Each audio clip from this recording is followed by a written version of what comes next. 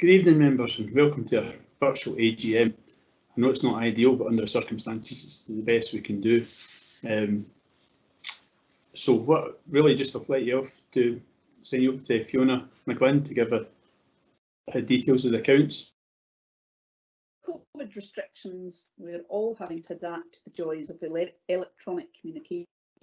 I hope you're able to match up my commentary with some of the papers provided to you.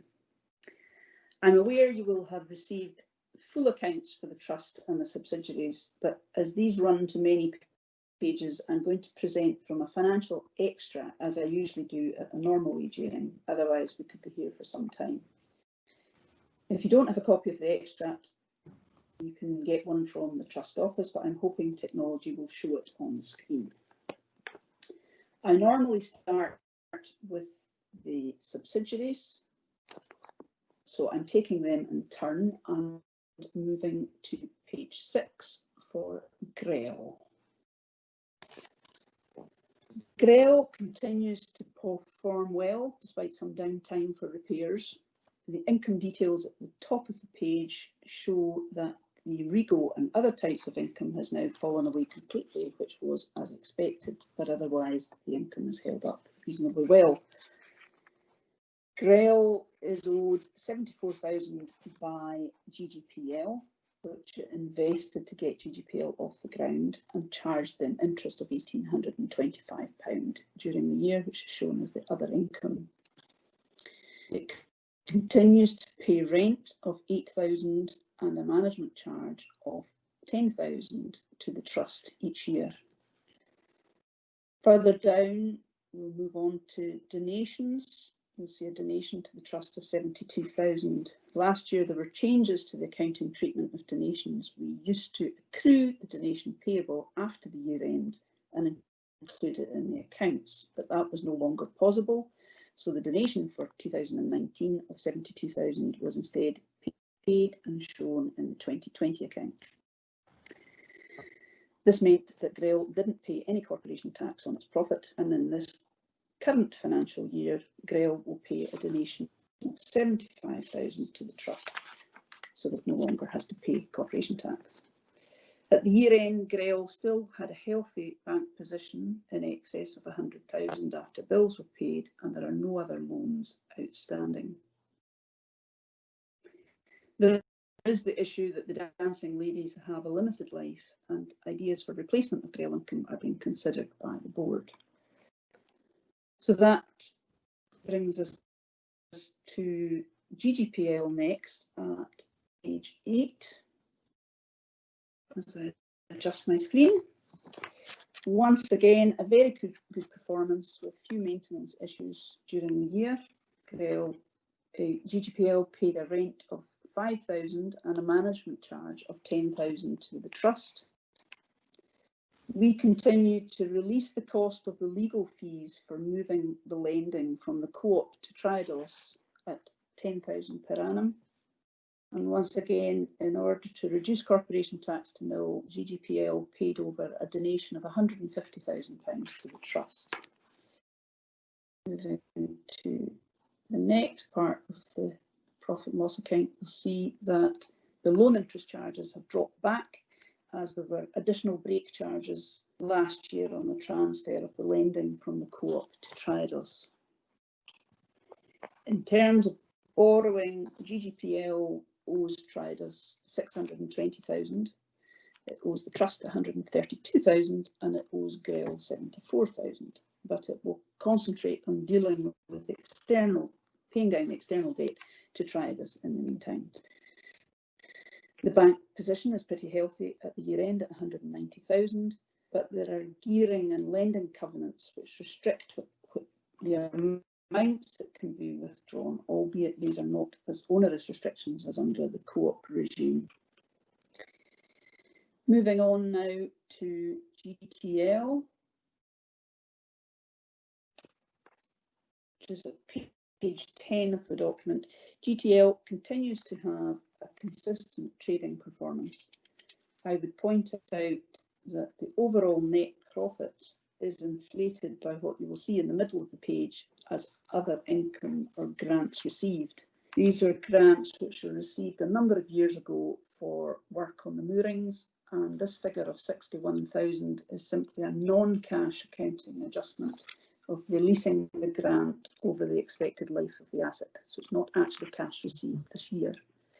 Likewise, if we move to the bottom profit and loss account, you will see the depreciation charge, which is on page 11, of some £40,000. Again, as another accounting adjustment to reflect the wear and tear of the assets over their useful life. So if we strip out all the non-cash items in both years, the actual profit comes out at 17,000 for 2020 versus 15,000 for 2019. So GTL continues to wash its face. Going back to the previous page, you'll see that it contributed the management charge of 24,000 to the trust to cover wage costs, and a donation at the top of the page of 15,000.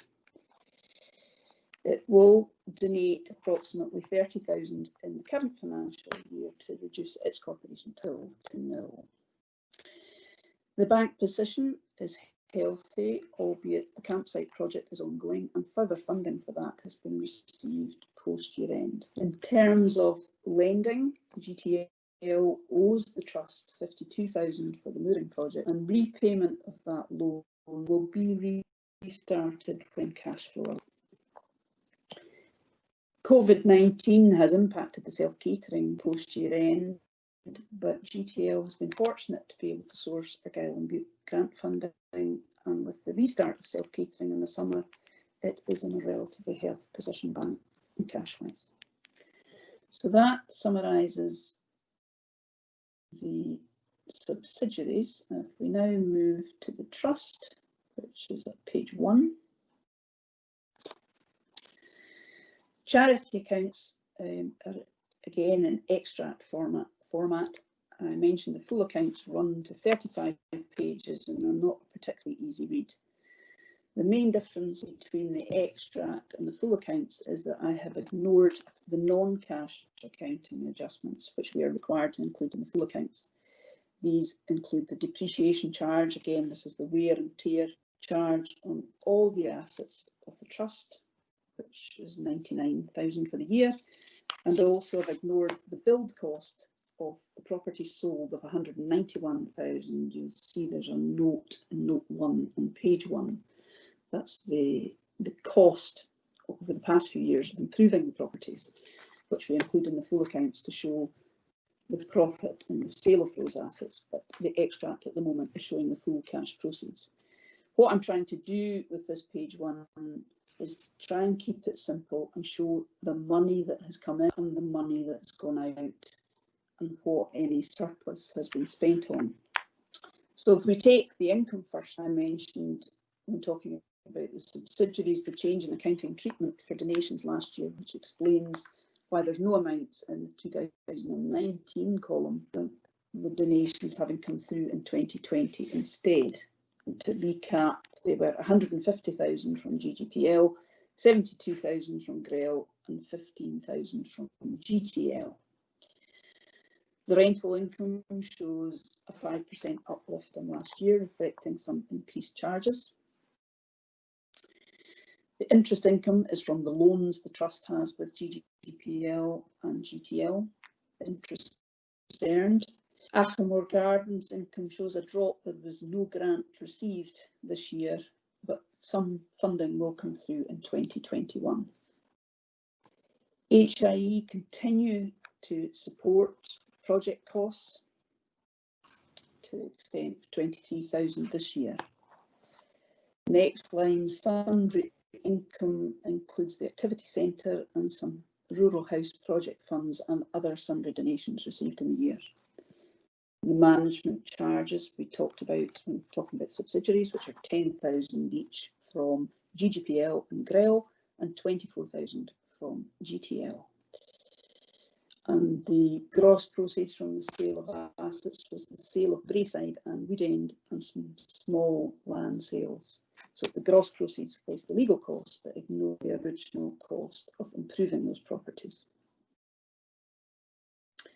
So that gave us a total of money in of 851,000, and that was then spent on maintaining the estate, the houses, the farms, including all the overheads and wages, etc. Shows an increase, which is mainly down to an increased spend on housing repairs, up from 129,000 to 145 in total costs. The rest of the core costs for Achimore and governance and office costs, etc., are reasonably consistent with the prior year. Interest on loans has dropped from 47,000 to 34,000 as the loans continue to fall. There are some colourful pie charts on pages 4 and 5, which show the percentage of income received and the expenditure with comparable figures for last year. So after these core costs for the year, the surplus of 491,000 was used in the main to reduce the debt burden. This has been the main focus for the last number of years, as the Trust was carrying a significant level of debt. So the surplus was then used to reduce the debt by 434,000. If we move now to page 2, you'll see some indication that the Trust has benefited from these non-recurring items, which will not continue indefinitely. The main items being the HIE grants and the sale of property. After you remove these items and the donations from subsidiaries, the Trust continues to have a shortfall, which in some years has exceeded 100,000 due to ongoing commitments. The deficit has fallen as interest and loan repayments reduce, but does emphasise the importance of the contribution of the subsidiaries to the Trust's activities and the need to replace GREL's income in the next few years. It's important also to ensure that any projects undertaken are as fully funded by outside sources as possible. Moving on to page 3, this is a summary of the position of the borrowing at the year end, which you'll see has fallen from 1.3 million in 2018, 1.18 million in 2019 to 752,000 at the end of March 2020. The nationwide borrowing was reduced by some 173,000. This remains the cheapest borrowing that the Trust has. Tridos is more long-term funding, so it's reducing more slowly, and AMC is the most expensive and was actually paid off in full in June 2020. And the monthly repayments, which had been at 7,500 a month last year, are now dropped to 4,500. So all in all, it's been a very positive year. GREL and GTHL continue to contribute, and GTPL has made a substantial donation. A very significant reduction in the debt burden has been made, and the Trust is on target to achieve a reduction below 500,000 in the next financial year. It's hoped that at that point the debt will be at a more manageable level and will allow the Trust to progress more projects. Thus far, Gigha has been bolstered by grant funding to combat the COVID crisis, but costs will continue to be monitored closely. So once again, a lot of hard work has been done by the board to get to the current position, and I hope you'll continue to support them in carrying out their work. Thank you, Fiona, for the update. Just on the debt reduction, it's at 752 at the end of March. Just to let you know that the debt with the Trust is just under 660 now. So we're continuing to reduce that. So it's an update on our projects. The campsite, the timescale for that is delayed a bit with coronavirus. We're still working on it. Hopefully by the spring we could have a campsite, but it's going to be challenging to be up and running for the spring of the year. But we're pushing on with it. The pathways, that's going ahead. We've appointed a project manager, Craig White. He lives in Dunblane. He'll be travelling twice a month to get the project going. We had applications for rangers with 64 applicants. We carried out 5 interviews, and we're about to appoint somebody very soon, hopefully. As you may have seen in the press, the Low Carbon Travel Transport Fund, we got 593,000 for that, plus 228,000 from the National Lottery, with the trust contributions as well, and that's to create about 5 mile paths on the islands, so upgrading and creating new paths. So that project will be going very soon. Housing, we had spoke about adding additional houses. That's still ongoing. The Scottish Government deadline for that is the end of this year. It will be a tight timescale to do it in, but what we are looking at is 3 2-bedroom houses and 2 1-bedroom. Initially it was 4 houses, but if we can make it 5, we will reduce the unit cost a bit, which will hopefully please Scottish Government. And we're fairly confident they'll give us the financing we need for it. We will, as a trust, have to borrow some money for that, but the plan is that the rent for these houses will service that loan. So not putting any greater burden on the trust debts. The hub, with much discussion on this, what we're going to do, spend a bit of money on it, might not be used as we'd hoped, but Scottish Salmon Company donated their old office block. So very grateful to them for that. It's sitting in the back of the trust offices just now, and Brandon and Jane are looking for funding to kit it out. So that will be the Young Ones Hub for the foreseeable. The gardens, we're doing a 10-year development plan. We've already appointed 2 part-time winter employees to maintain the gardens throughout the winter. Bryony White, I'm sure most of you have met by now, is very enthusiastic, so we're really hoping to turn the gardens round and get them back to their, not to quite the where, as a more modern garden, but a garden we could all be proud of and hopefully known throughout the world as it once was.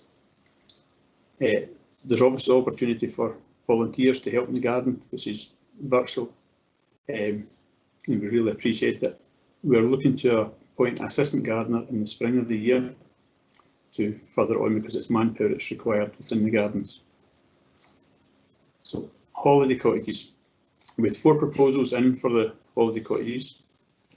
2 of them were excellent, very close in points. We interviewed both, and we have appointed new tenants for that. The lease hopefully will be signed soon, and that will another family coming to the island. So that's all good. The renewables. There's many things we're thinking about the renewables.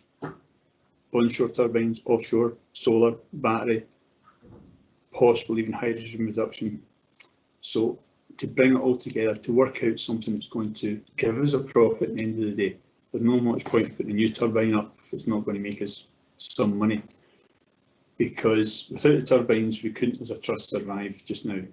And we don't have an awful lot of time. Yes, a number of years, but we need to get something on the go that can keep being the golden goose for here, because we need this income.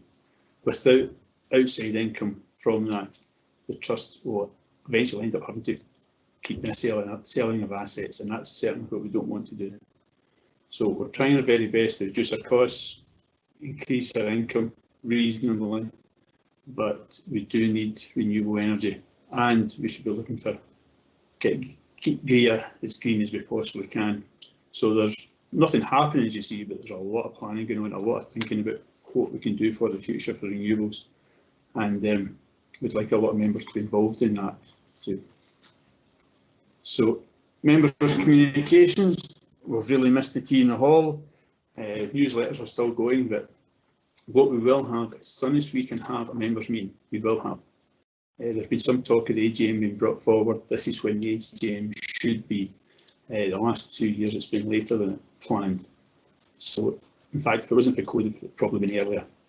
Accountants were laid back a month before they actually started doing their audit. So, but I can promise you there will be a meeting as soon as we can, because we need to keep the members involved. The Community Fund, Gigha Community Fund, there's a few projects being supported. There's somebody in today looking for an application form, so that's in the region of 5,000 a year coming from Grell to help community projects, and that's something I think is really good to help these different organisations and individuals to do the good things in Gigha. Coronavirus. So the trust was awarded, got some funding for coronavirus for the holiday cottages and that, so that's helped us through financially. Unfortunately, the cottages are back to full occupancy as soon as we opened up, so Gigha's very much a popular destination to come to. And we must thank Cara Gorman for organising that. We've got different things to do with the code of. Now, directors, this used to be the outcome of the election, but we only had 3 nominees. So Ken, Angie and Ian Pinniger came forward, and them I'm very grateful for. We could always do with more directors, we could do with a wide spectrum throughout the community to get a balanced view of things. But I must thank, say, Ken, Angie and Ian for coming onto the board. That will give us 6 island directors and hopefully 1 or 2 co-opted. Hopefully Fergus is still keen to continue with his support. Kevin Williams has resigned, hasn't from the AGM, from GTL. He's served for over 10 years and he feels that he's done his time. The hotel was a big thing, the cottages are now away. He feels that the involvement of GTL has reduced dramatically, and he's thinking he's taking a back seat. So great supporter, and thank you very much for his help over the years. We had a few questions from the members. One was, why was the AGM being brought early? Well, it wasn't actually being early, this is when it should have been. We did debate a lot about when do we wait to, we could open half our members meeting, but who knows, with restrictions even shutting down more, we'd probably be certainly looking into next year. So that was not feasible. So hopefully this suffices for this year. One of the questions was, why have we got so much money in the bank? Well, it's been financially responsible for one thing, to have that cushion. We never know when there's going to be one round the corner, we need to find 100,000. So having substantial reserves is very prudent. We will look to reduce the debt further. Let's say we've gone down to 660 this year so far. We continue our monthly payments, but we certainly hope that this year we could, or this next financial year, we can reduce it with a lump sum again.